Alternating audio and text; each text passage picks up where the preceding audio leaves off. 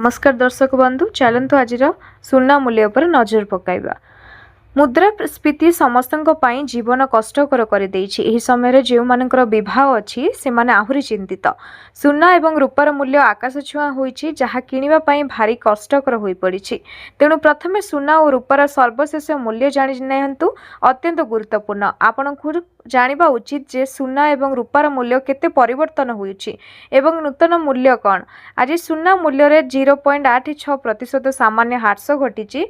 24 carat सुनार मूल्य प्राय 10 टंका ह्रास पाई प्राय 1,42,900 टंका प्रति ग्राम पिछा होईछि। ए समय रे 22 कैरेटर मूल्य सुनार मूल्य मध्य प्राय 1,30,990 टंका प्रति 10 ग्राम रो कारबार करुछि, जहाँ 10 टंका ह्रास पाई। अन्य पक्षरे रूपा मूल्य रे मध्य सामान्य ह्रास घटी प्राय 100 टंका ह्रास पाई प्रति किलोग्राम पिछा 2,34,900 टंकार कारबार होईछि। भुवनेश्वर आज सुनार मूल्य प्रति किलोग्राम पिछा 24 कैरेटर मूल्य 1,42,900 टंका, 22 कैरेटर मूल्य 1,30,990 टंका और 18 कैरेटर मूल्य 1,07,170 टंका रही। मुद्रास्फीति समस्तों पई जीवन कष्ट कर समय जो मानकर विवाह अच्छी से आहुरी चिंतित। सुना एवं रूपार मूल्य आकाश छुआ होईछि, जहाँ किनिबा पई भारी कष्टकर होई पड़िछि। गहना किनिबा पूर्व नजर पकांतु केउं सहर रे केते रहिछि सुना दर। तेबे जदि आपण सुना किनिबाकू चाहुछन्ति बा योजना करिछन्ति, तेबे प्रथमे जानि नियंतु आजिर सुना दर। आज भारतीय बजार में 24 कैरेट सुनार मूल्य 1,42,800 टंका रही। 22 कैरेट सुनार मूल्य 1,30,900 टंका छुईंची। राजधानी भुवनेश्वर में 24 कैरेट सुनार मूल्य 10 ग्राम पिछा 1,42,800 टंका रही बेले 22 कैरेटर मूल्य 1,30,900 टंका को छुईंची।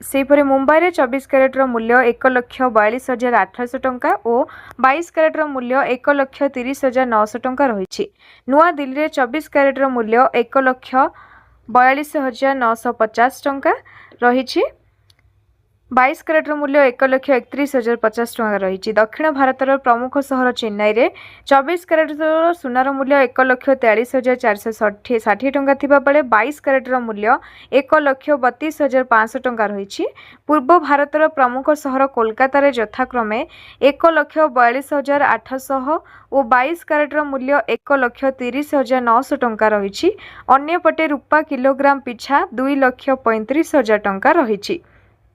जदि आपण सुनार शुद्धता जांच करने को चाहते तेबे आपण BIC केयर आप रे जांच करि परिबे।